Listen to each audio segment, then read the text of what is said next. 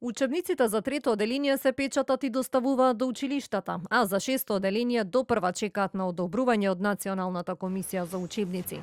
Министерот за образование и покрај тоа уверува дека до крајот на септември ќе завршат постапките. Одговорност не чувствува за тоа што втора година поред процедурите за учебниците не можат да се завршат на време, ниту за тоа што и наставниците и учениците лани беа оставени без учебници, а дел од нив ги добија дури на крајот од школската година. Одговорноста во овој момент кога зборувам е одлуката за одлучување на економскиот оператор кој треба да ги испечати учебниците. Јас како министер целата постапка го имам завршена во крајот на месец јули.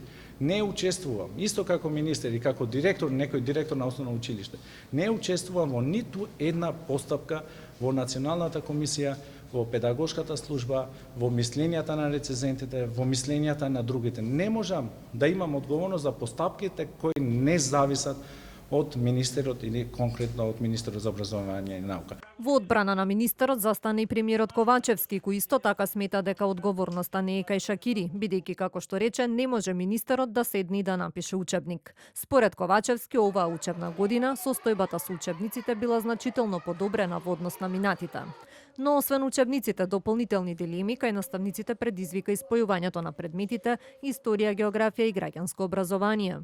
Дел од нив стравуваат дека нема да има доволен фонд на часови, дека се соочени со ризик да ги изгубат работните места. Шакири уверува дека нема потреба од страв. Јас побарав од бирото да се подготвува техничко решение. Фондот, годишен фонд на часове на наставниците по географија, заради тоа што во годишниот фонд не влегуваат само 600 одделенија, влегуваат и 7, 8, 9 и другите години кај што имаат географија. Ист според тоа што го има и претходната учебна година. Што значи дека нема да има проблем со фондот на часове.